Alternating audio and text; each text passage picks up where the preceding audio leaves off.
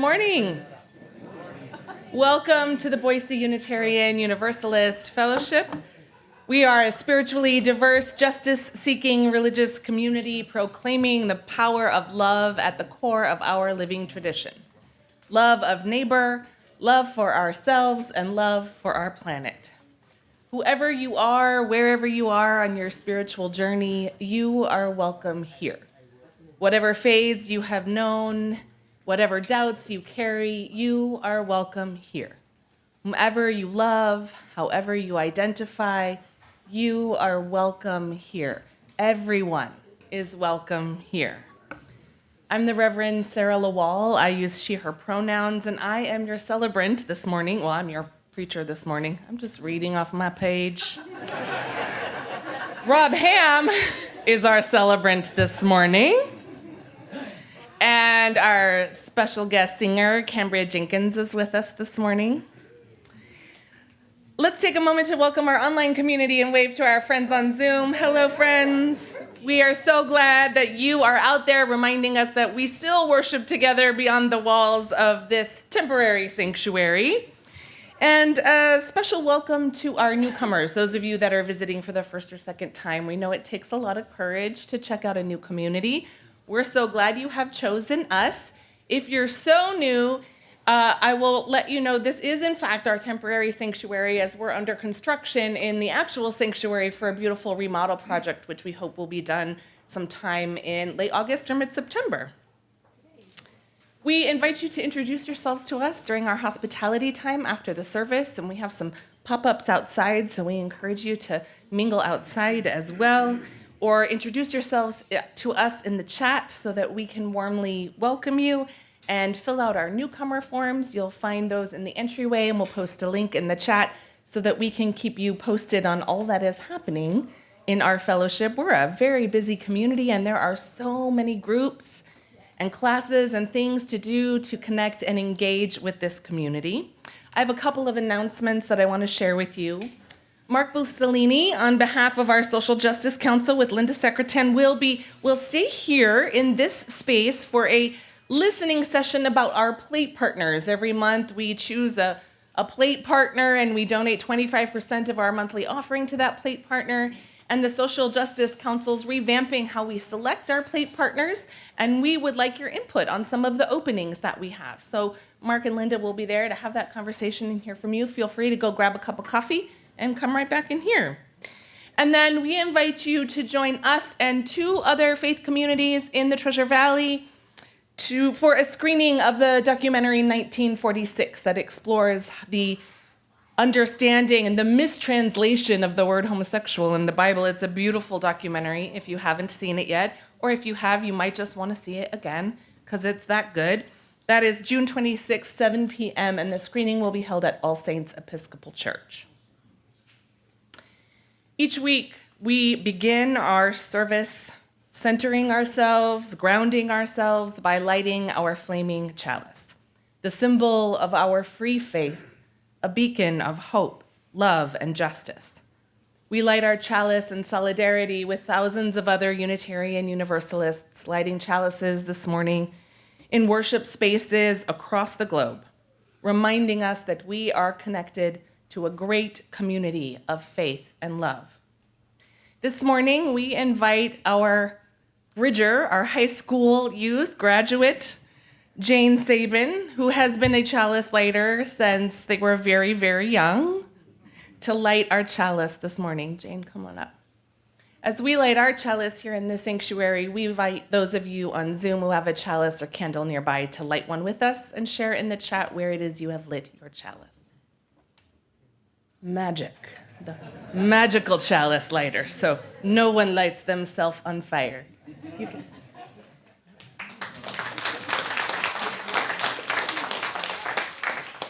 I'll have some words to explain about what bridging is in a moment for those of you that don't know, but we are honoring Jane as part of our service today as our high school graduate, a youth who grew up in our community and is graduating high school and moving on. And so when we have our bridging ceremonies, I invite our bridging youth to tell me what some of their favorite hymns are so we can plug them into our service.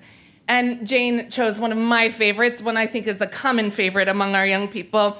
Enter, Rejoice, and Come In. It's number 361 in your gray hymnal. And friends who can, we are going to do the movements. Yes, we are. So I'll invite you to rise as you are able. And if you're able to do the movements, they're super simple. You can watch me. It's like enter, rejoice, and come in. Enter, rejoice, and come in. Today will be a joyful day. You throw your hands in the air. Enter, rejoice, and come in. Open your ears. Open your hearts. Don't be afraid of some change. Joyful day every time. Joyful day, joyful day. Okay, we're ready. Let's go.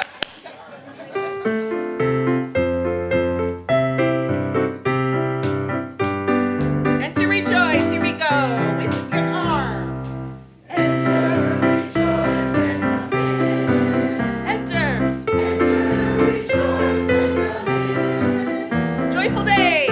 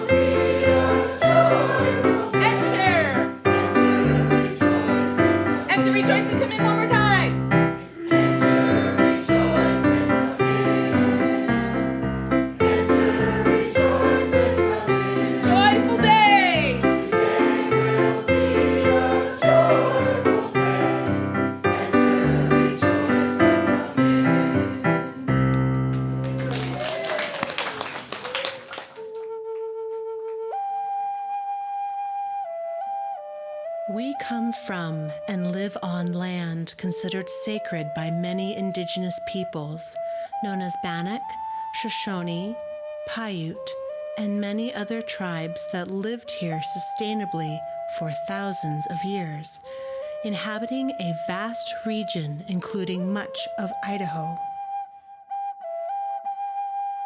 We recognize the long history of the land, long before colonization, and acknowledge the ancient tribes whose names have been lost in history. With this acknowledgement, we wish to demonstrate our commitment to dismantling the legacies of settler colonialism. We honor Indigenous peoples' connection to the land and support their right to sovereignty. In the challenges of these truths, may we move through the world bringing justice in every way that we can, listening to the truths spoken to us by Native American peoples, making space for them to re-inhabit this place, and giving them back the resources they need to heal their communities.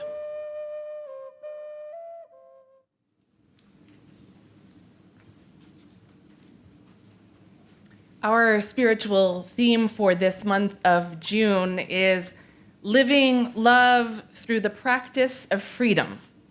A fitting theme for this month and this weekend following the extraordinary No Kings protest turnout across the country.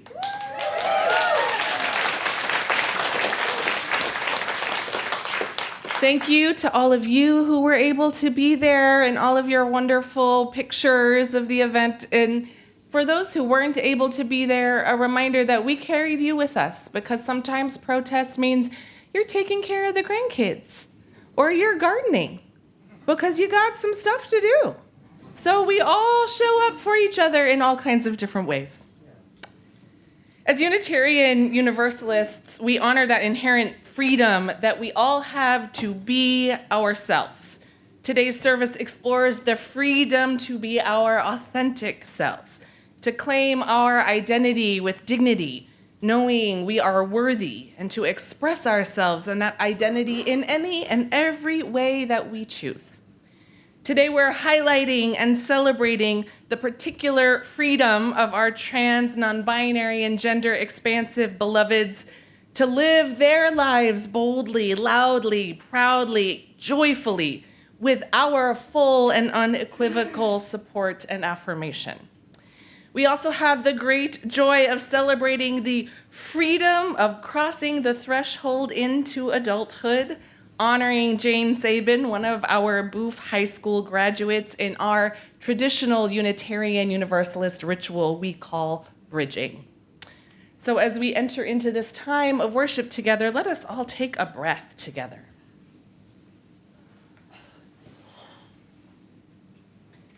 Fill your body with breath.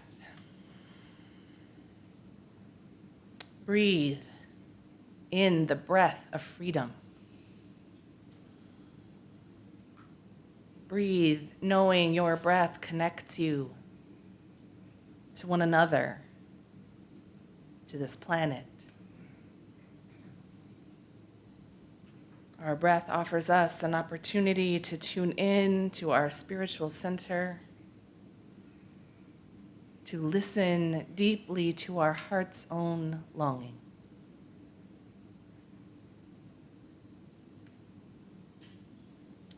For our opening poem today, I dedicate these words to freedom. Thou art the song of my heart in the morning. Thou art the dawn of truth in my soul. Thou art the dew of the roses adorning. Thou art the woven whole. Thine is the grace to be steadfast in danger. Thine is the peace that none can destroy. Thine is the face of the need-riven stranger. Thine are the wings of joy. Thou art the deep, to the deep in me calling. Thou art a lamp where my feet shall tread. Thy way is steep past the peril of falling. Thou art my daily bread. Thine be the praise of my spirit uplifted. Thou art the sea to each flowing stream. Thine be the days that are gathered and sifted. Thou art the deathless dream.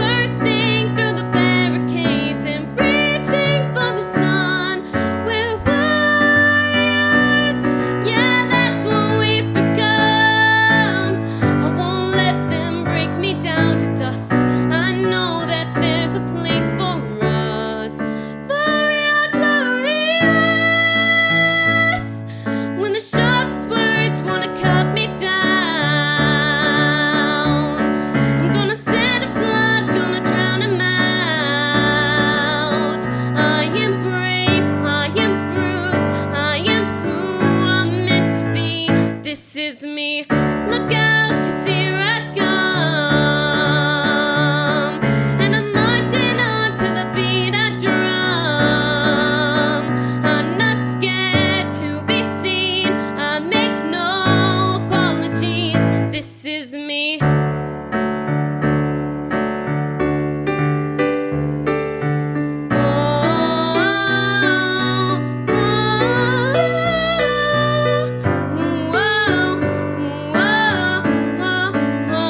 This is me.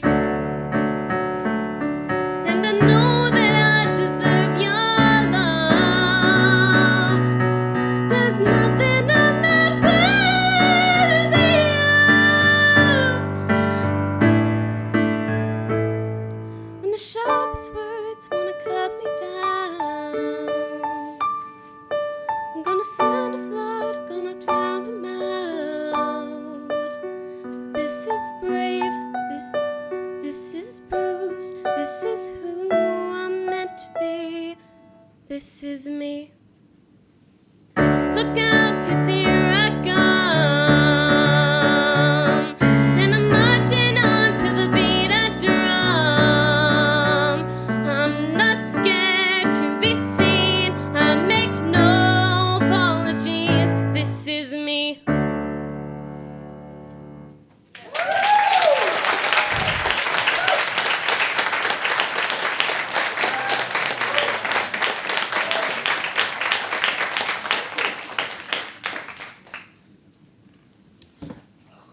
Who was there yesterday? Oh my, insert optional deity name here. I don't know about y'all, but I really needed that yesterday. That was really, really good for me. So, in these dark, troubling times, when the powerful seek to make it a crime for someone to just exist, we gather together and summon courage to resist, to exercise our right to be our authentic selves. Let us be proud and loud. Let us rise up in community, being whoever we know ourselves to be, without regard to the narrow moral code of an extremist religiosity and the quest for power of an unfeeling elite. Let us practice collective liberation. Let us feel true freedom of being our true selves, remembering none of us is free until all of us are free. Come, let us worship together.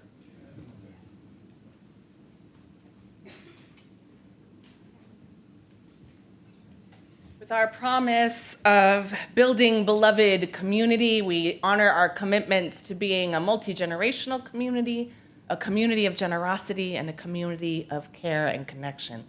I'd like to invite any young people in the house. Are there? I see you, Tony. You want to come up? And maybe because I see some former Bounders in the room, you'd like to just come sit in the front row for this time for all ages. I see you over there. With we got other former Bounders here. Yes, beautiful humans. Okay. Greetings. Hi, everybody. How y'all doing? Can I get a thumbs up from my congregation here? Thank you. Thumbs up, thumbs up. Thank you. Thumbs up at home. Thank you. So today we're going to talk about something you probably saw many different representations. This is the story of the pride flag. Yeah. So I don't know if anybody's ever looked at the history of the pride flag. I had not. So, okay. So we're going to do a brief survey of the history and the incarnations of the pride flag. So in the 1970s, the late 70s, in the city of San Francisco, there lived an artist. His name was Gilbert Baker. And he loved to create, and he believed in something very powerful, that love should never have to hide. And he had a good friend whose name was Harvey Milk. Yeah. Harvey Milk's name has been in the news lately. He had a ship named after him that some people have suggested they might want to change. Harvey Milk was actually a veteran. He served in the Korean War. and he was discharged without honor. Anybody know why he may have been discharged without honor? Take a guess. He was gay. He was gay. But he was, not only was he not, but he was actually, in 77, he became one of the first openly gay elected officials in the United States. And he served as a city supervisor for the city of San Francisco. He spoke out for fairness and equality, and he knew how important it was to give people hope. And one day, Harvey said to Gilbert, "We need a symbol, a flag for our people. Something beautiful that shows our pride and tells the world we are not afraid to be seen." Gilbert thought, and what could be as strong enough to represent the whole community of people who had been left out, misunderstood, or hurt, just for being themselves? He found an answer in the sky. A rainbow. So this is the original pride flag. In 1978, Gilbert and some friends hand-dyed and stitched together the very first rainbow flag. It had 8 colors, and each one stood for something meaningful. The pink represented sexuality. The red represented life. Orange was for healing. Yellow for sunlight. Green for nature. Turquoise for magic. Yeah, I don't know, magic. Indigo for serenity, and violet for spirit. They flew the flag at the San Francisco Gay Freedom Day Parade, and people were amazed. They had never seen themselves celebrated and represented in this way. Later that year, something tragic happened. Harvey Milk was killed. Yeah. People were heartbroken, but they remembered his words, "You have to give them hope." And the flag became a way to carry that hope forward. So to make more flags, they had to adjust the design. Let's look at the next design. Here's the original, and here's the new. Anybody can tell me some of the differences? What's missing? The pink. The pink is missing. There's a couple of other changes. Turquoise. Yep. Yeah. So there is some pragmatic reasons for this. And it's not about the magic being gone. It was hard to source pink fabric. It was very pragmatic. And the turquoise and indigo were replaced by a single strip of blue. So it turned into a 6-color flag that we know today: red, orange, yellow, green, blue, and violet. And years later, people began asking an important question about representation. Anybody can tell the difference between these two? I know it's hard to see in the back. What's different between the two flags? Black and brown. Yep. Yeah. Ah, thank you. So, people had asked, what about those in the community that are also people of color? Are we seen too? And so the flag was changed. So in 2017, in the city of Philadelphia, a new version of the flag was created. It added the black and brown stripes. Then in 2018, an artist, sorry, I didn't lead you in. I didn't lead you into that well. In 2018, an artist named Daniel Quasar made what's called the Progress Pride flag. Let's now. Okay. So you can obviously see some differences now. So they added what was called a chevron. Indigo. So it added some representation. So they kept the two for people of color, but they also added the pink and blue, and pink, light blue and white for transgender people. And the chevron represents the fact that we are moving forward, that we're not there yet, that this continues to be a struggle. And changes are still need to be made. And then in 2021, Valentino, I'm going to say Vecchietti, why not? Added, last flag. What did they add? What's added here? Right. Yeah. They wanted to make sure that that intersex people were included too. So they added a yellow triangle with a purple circle, taken from the intersex pride flag. And the circle stands for the wholeness and the right to be who you are without needing to change. So why does the pride flag matter? It's more than just colors on a fabric. It's a symbol of hope, courage, and community. It tells the world that you are seen, you are valued, and you belong. For many people, especially those who have felt invisible and alone, the flag is a sign that they are part of something bigger, a family that embraces love, diversity, and acceptance. It reminds us to keep fighting for fairness, kindness, and the freedom to be ourselves, and it celebrates all the beautiful ways people love, live, and express who they truly are. The pride flag waves proudly as a beacon of pride and inclusion for everyone it represents, encouraging all of us to live with courage and to love without limits. Yes. Because I had this line prepared for my speech yesterday, but I didn't write it down, and so by the time I got up there, I forgot it, which was this. They started the No King's Day protest talking about the American flag and honoring the American flag. And when I got up to speak, I wanted to say, I've seen so many I saw so many rainbow flags yesterday alongside American flags, pride flags, trans flags, all kinds of different flags.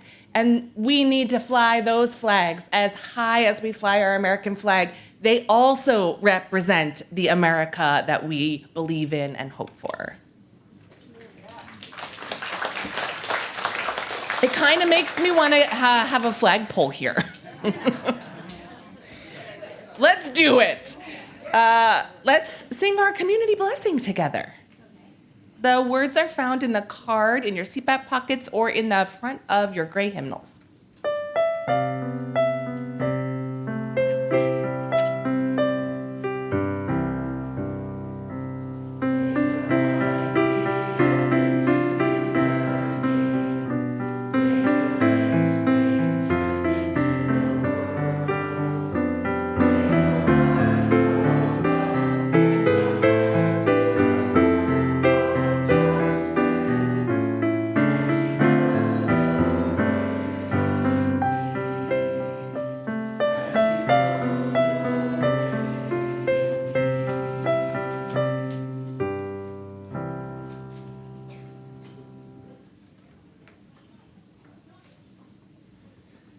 Generosity is a reflection of freedom. We give freely in alignment with our highest values to further the work for justice, equity, and compassion in our world. When we give, we say yes to building the beloved communities within and beyond our walls. We commit ourselves to do the work for justice and compassion for all people and our earth. Today, we freely share our gifts with our June plate partner, the Women and Children's Alliance, as an expression of that commitment to living out our faith in the world. I invite the ushers to come forward. Our offering will be gratefully received.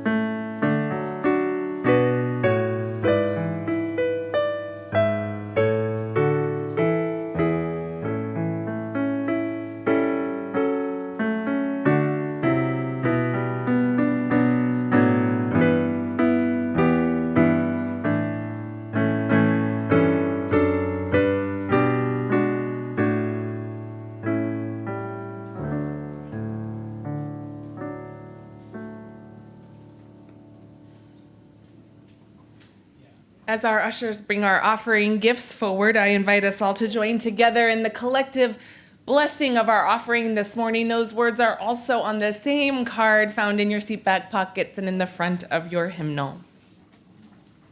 We bless these gifts so freely given. May generosity always be our companion as we walk the holy path toward ever greater compassion and beauty. Thank you for your generosity.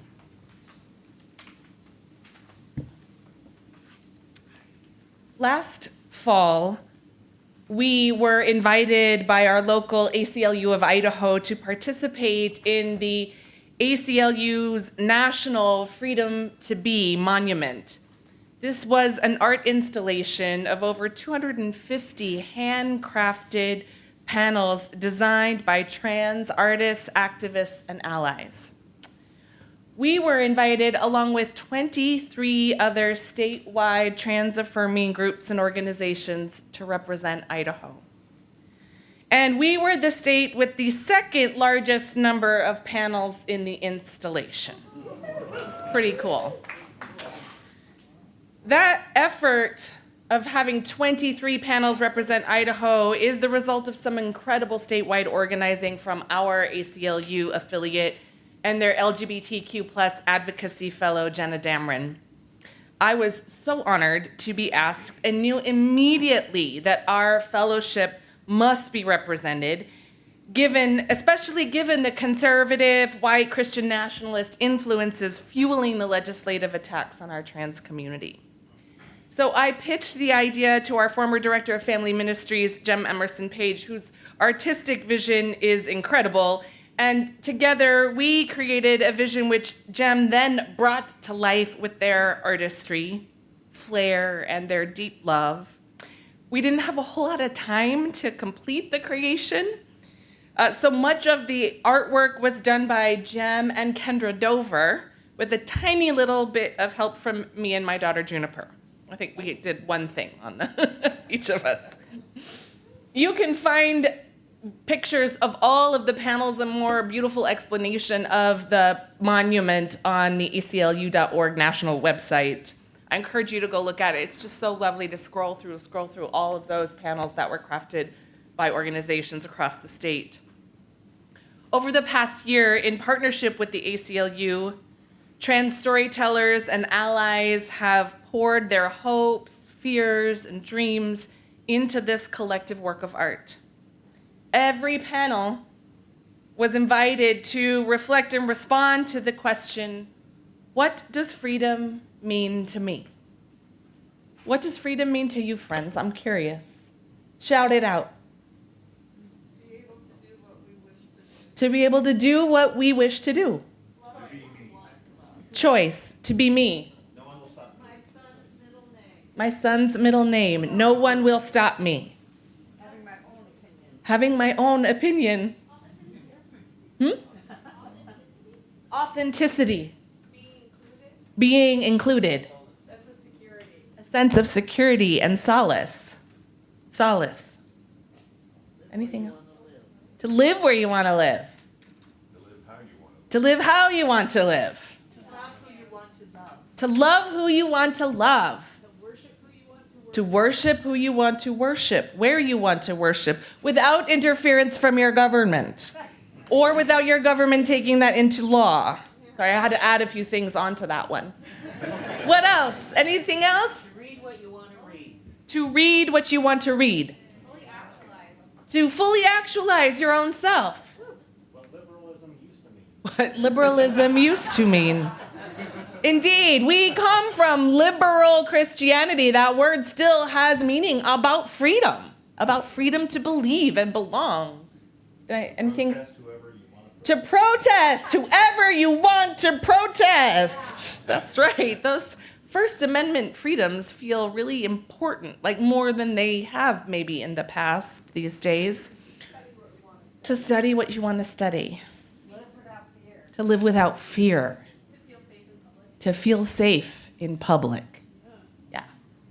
All of these things seem pretty obvious to us, I think. Maybe they used to seem pretty simple, right? We should all be able to live and feel and exercise that kind of freedom in our lives and our communities. This was what this panel installation was to represent, and it took over the National Mall in Washington, D.C. on May 17th, kicking off World Pride celebration in D.C., a week-long, a 10-day long festival with all 250 panels spelling out the words "freedom to be" on the National Mall as a bold act of resistance to transphobia, trans erasure, and anti-trans legislation. You can see it when you go to the website, but I just want you to picture in your mind that National Mall between the Washington Monument and the Capitol building, in this government, and the ACLU and trans artists installed these panels that said "freedom to be me" on the mall. So what a stunning, beautiful visual, especially in this moment. It stood as a declaration that trans people deserve the freedom to be loved, to be safe, to be in control of their own health care and decisions, which is a kind of freedom we all should be entitled to. And it was inspired by the legacy of the AIDS memorial quilt. How many of you have seen the AIDS memorial quilt installed anywhere? Yeah, that's a beautiful inspiration. And this installation came at a time when 27 states have legislation banning or significantly limiting health care for trans youth. 21 states have excluded trans girls and women from sports. Over 150 anti-trans bills have become law in 27 states since 2022. And as of Friday, the ACLU is tracking 588 anti-LGBTQ plus bills in this country. It's more than I realized as well. Our trans beloveds have been the target of unprecedented attacks by our own government, who I know is attacking everything right now, but who in principle is supposed to protect its citizens. And yet our legislature here in Idaho, along with many others across the country, now supported by the president's administration, is attempting to legislate our trans community out of existence. All of this isn't merely an affront to our humanity, though it feels very much like that. It is also an affront to our Unitarian Universalist faith. Last year at our UUA General Assembly, and I'm preparing to go to our General Assembly next week in Baltimore, but last year at the Assembly, our delegates passed a business resolution titled "Embracing Transgender, Non-Binary, Intersex, Gender-Diverse People is a Fundamental Expression of UU Religious Values." Our BOOF community also has passed a congregational resolution in 2023 to defend and advocate with trans, non-binary, and intersex communities. But I was reading through some of this business resolution as I was preparing for this Sunday, and I'd like to share some of that language with you. It starts like this. On behalf of the member congregations and communities of the Unitarian Universalist Association, we proclaim that our principles and values unequivocally commit our faith to honor and celebrate the full spectrum of gender identity and expression. Being transgender or identifying with any gender other than the one assigned at birth is a beautiful, divine manifestation of humanity, and the ability to live ever more authentically as one's true self is central to a lifelong journey towards spiritual fulfillment. As a people who put love at the center of our faith, affirming the inherent worthiness and dignity of each person as a core value, that love calls us to embrace equity for transgender, non-binary, intersex, and gender-expansive people in our congregations and the wider world. For generations, Unitarian Universalism has advocated for equity for lesbian, gay, bisexual, transgender, queer, and intersex people. Gender equity and reproductive justice, as our scientific and sociological understandings of gender have evolved, Our faith, too, has expanded our commitments to explicitly include the spectrum of gender expressions and identities as an integral part of our frameworks for freedom and flourishing. Amen. Those words are just one of the many reasons why I love being a Unitarian Universalist. I love this faith with my whole heart. Because in this political moment, in this moment of attack on so many rights and freedoms of so many people in our country and across the globe, we are loud and clear. No human being is illegal. Every human being is worthy. Every human being deserves love and care and equal rights to thrive.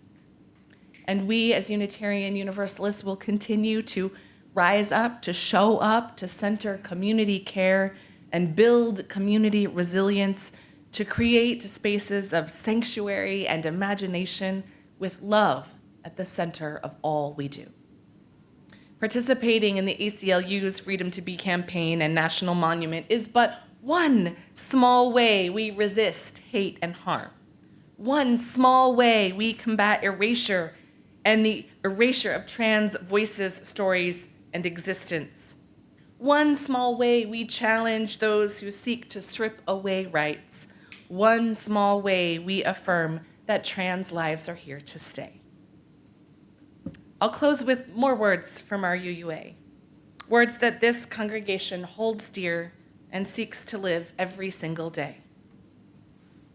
If life, love, and all that is holy made you transgender, that part of you is also part of the divine.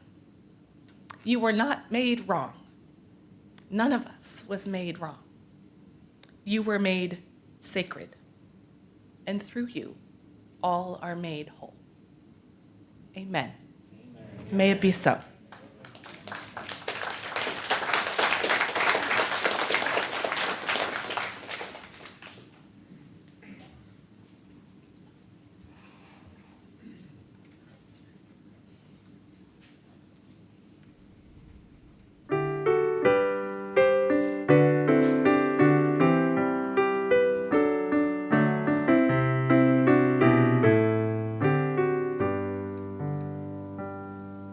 We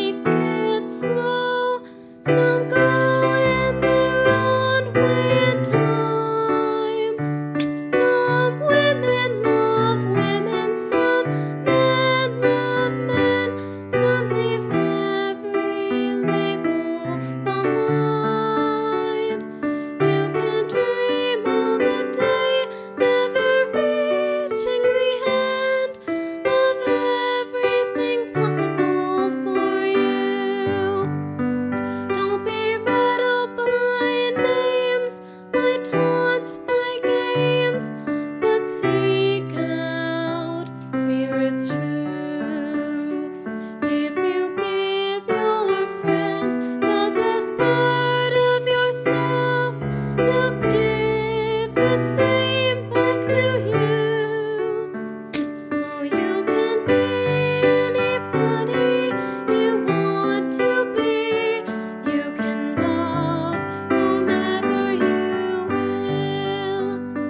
You can travel any country where your heart leads, and know that I will love you still.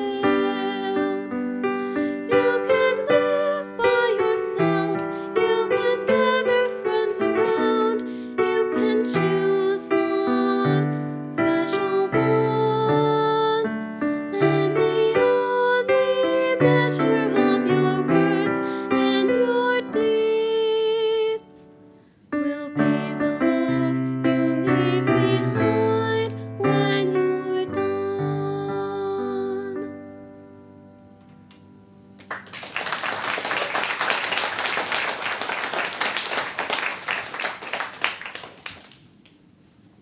Thanks, Cambria. That's beautiful, and you're making me cry today. On our altar today are some very special flowers, our multicolored rainbow roses, specifically chosen to honor bridging youth, those in our congregation that have graduated from high school and are moving into young adulthood. Today we honor our one graduate, Jane Sabin. Jane grew up in this congregation and is here to share some words with us. But I want to tell everybody first that the first bridging ceremony was held at General Assembly in Spokane in 1995, and it fast became a hallmark of the liturgical year in most congregations across the country who adopted the ritual in their own churches. And it is an important way that we as a congregation can celebrate the accomplishments and the amazing human beings our youth have become. So to offer her thanks, our solo bridger Jane wants to share some of herself and heart with you in a short reflection.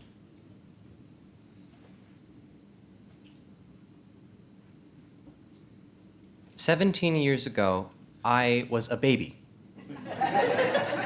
I was 2 years old and didn't know a whole lot about anything other than that I was the center of the universe. My parents moved to Boise with my brother in tow. I was also there, but I didn't know that. At the time, this may have been world-ending, but again, I was a baby, and I don't remember anything at all. There was apparently a cat. What I do know now is that having moved to this fellowship in Boise, Idaho, changed me permanently into who I am. I became the little boy who runs down the aisle a little too fast every time the centering music plays to light the chalice. If someone wasn't already picked, I can guarantee you I was waiting by Emmy Schlobaum just in case they needed the chalice lit. At the time, I was Logan Sabin. That served my needs and identified me as separate from everyone else in the room. No one else was named Logan Sabin. That's all I needed. As I grew older, I realized that that label didn't fit me anymore. Not that it was wrong, because I still respond to Logan if someone in the hallway says that. But it wasn't me. Over time, the disparity drifted further and further apart until it was a little uncomfortable to be called Logan and used he, him, and a little boy. I didn't know why yet. Nothing made sense yet. I was like 12. But I knew that it wasn't quite right, but I didn't care enough to tell anyone else that. At this point, I've joined the Boston Bounders, booth thing, I think, that is sending a bunch of children off on a plane and hoping no one gets lost.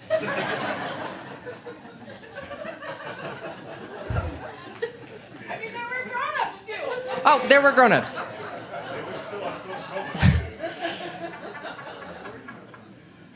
Visiting the origin of Unitarian Universalism in our country, downtown Boston, and looking at some of the really wonderful historical sites there, and just walking around with that knowledge of this is where we come from, helped me realize I didn't know where I came from. Living in Connecticut for 2 years and moving to Idaho isn't a memorable thing, but I think it still affected me. It changed me. Basically, starting at that point, I can't remember the precise number of years ago it was, but those years ago, that started the internal shift to recognize that I needed to announce my change. Something about me was different than it was a few years ago. I don't have an internal monologue, but it was definitely at this point that I don't think of myself internally as Logan. I think of me as me, and everything else is not me, like the baby. I tried a relationship during this time with someone who's very important to me now, and it failed because neither of us knew that we were not men, and were in fact not gay, but lesbians, which came out a few years later. Bye. Excuse me, bye. When COVID struck, my entire world turned upside down because every habit I had about every single aspect of my life was suddenly no longer working. I don't brush my teeth on a schedule anymore. I don't have friends that I hang out with. That's a very new thing for me. And I didn't finish my 9th grade year of school. I was required to continue my education to graduate as an adult in this world, but it simply wasn't going to work through online school. Last year, most of my peer group in this community bridged. I held myself back for this year because I don't think I was mature enough to bridge. Even if that's a thing I'm telling myself, it doesn't matter. I've decided that this year is the right one for me. This is the one where I know who I am. My name is Jane Logan Sabin, and I'm going off to college.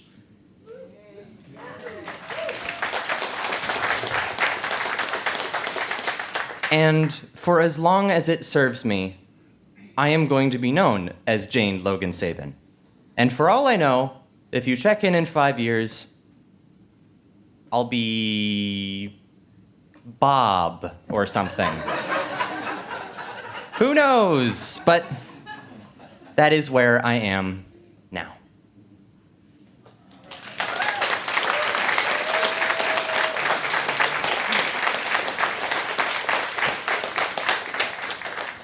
That was beautiful, Jane, and so many memories. You've shared so many gifts with us throughout the years. I mean, this is very personal for me because you were one of the first families that my kids met when we moved here, and you became fast friends with both my kids. And I have fond memories of walking back into my office after a Sunday service, and there was a gaggle of kids on their devices playing Minecraft. You've made forts in our outdoor sanctuary, probably hundreds of craft projects. Of course, our Boston Bounders trip, living in a house with 12 humans, adults included, is no easy task. Remember when Peter locked himself in his room and we all went to dinner without him? We did do that. We did go back and fix it, but getting to have you on my Freedom Trail scavenger hunt group was so much fun, and you were so very knowledgeable. I loved our antics and sitting on the donkey and eating cannoli at Mike's Pastry and watching, and most especially watching and cheering hours of the Boston Pride Parade. But personally, I also loved watching you and Juniper completely decked out in your pride shirts and pride flags and rainbow gear, skipping through the park and the streets. That will always be one of my favorite memories. And of course, ringing the bells at Arlington Street Church, where our kids, we heard hours of Baby Shark. And what, I don't even remember what else we played. Oh, it was DuckTales on the bells. So many good memories, and I'm really glad that I got to share them with you.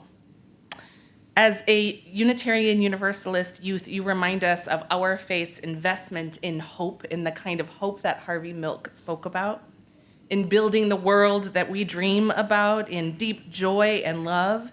I know that you have experienced your own hardships and challenges that have shaped you into the amazing human you have become.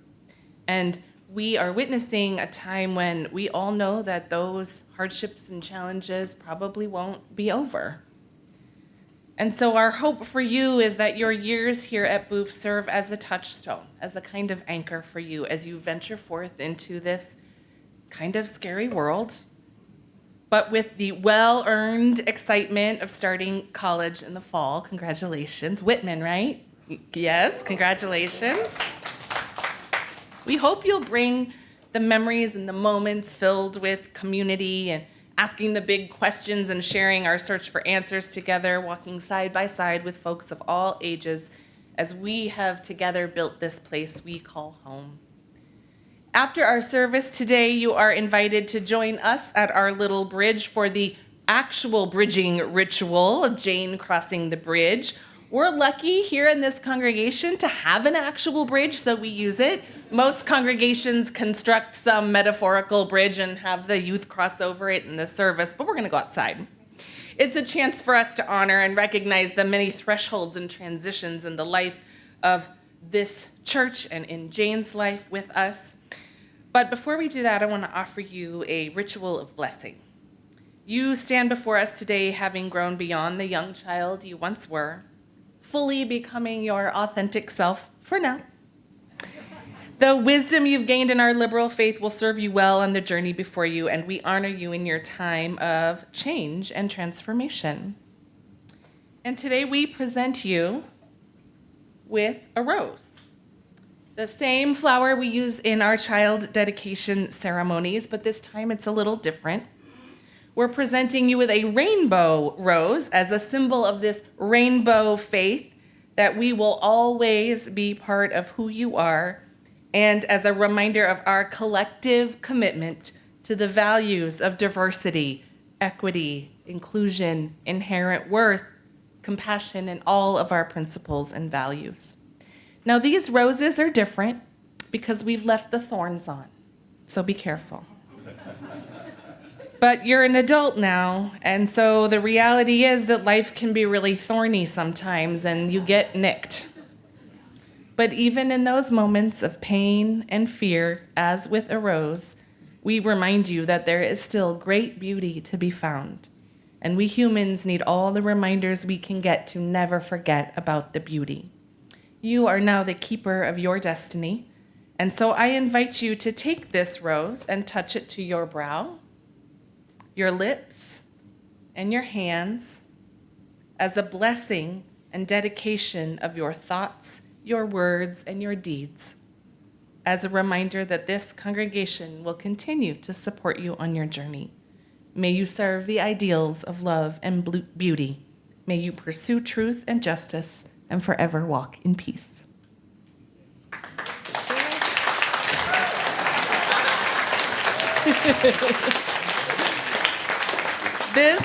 The blessing is not over, because as I was putting together this service, I had a little vision.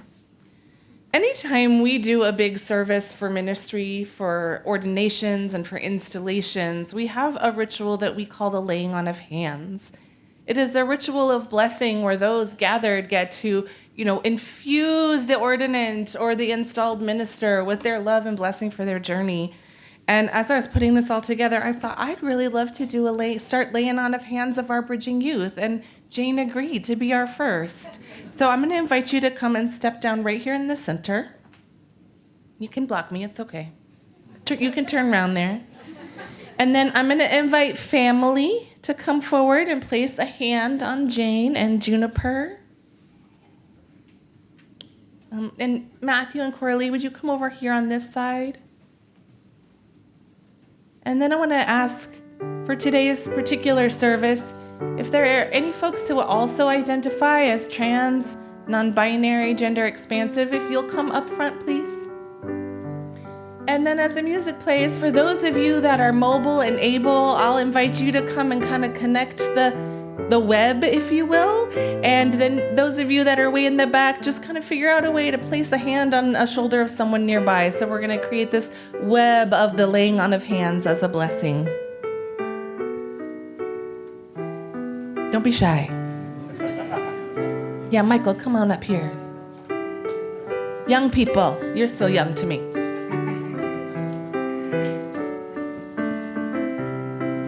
Do this end.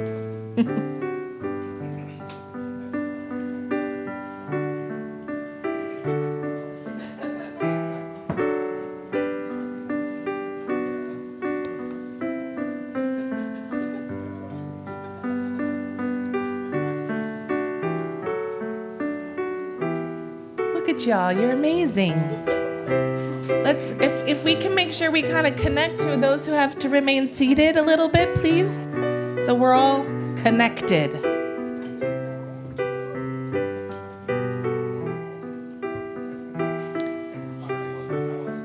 This is beautiful.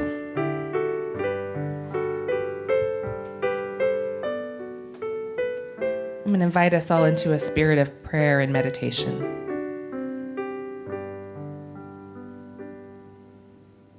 Spirit of life and love, holy mystery.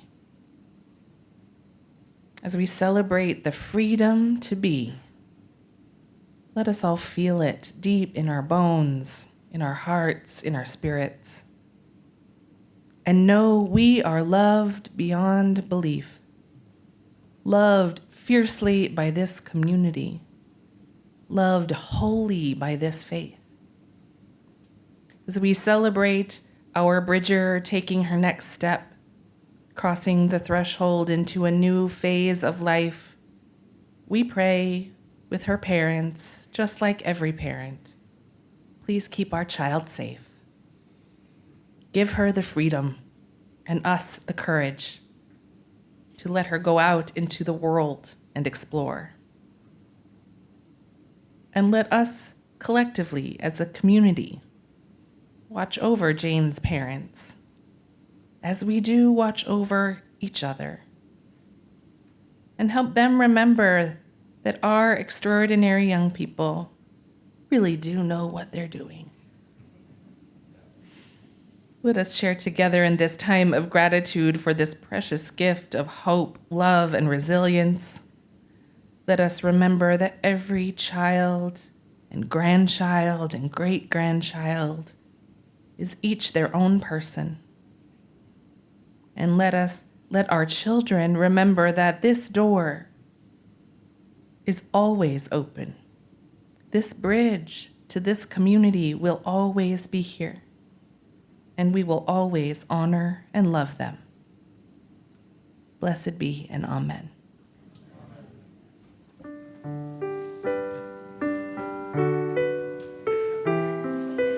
And as you wander your way back to your seat, you can remain on your feet because we'll sing our closing hymn together.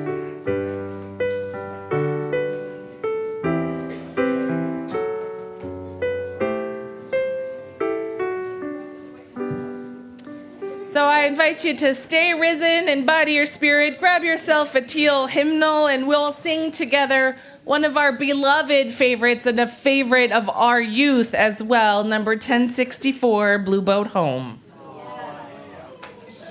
I love the collective all. So great.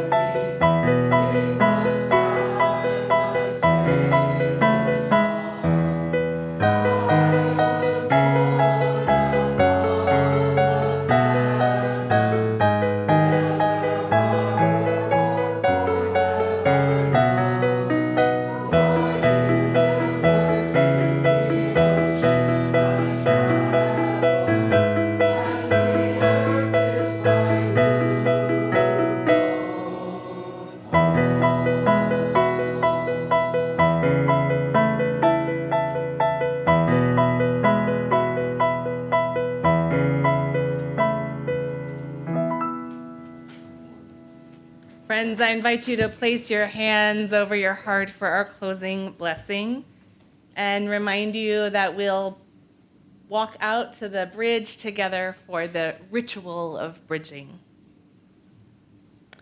This is a blessing for bridging, but the words are always for all of us. May life bring enough challenge to fuel your dreams, enough affirmation to honor your gifts, and enough nurture to bring your spirit peace, and always enough freedom to be exactly who you are. Blessed are we all. Go in peace.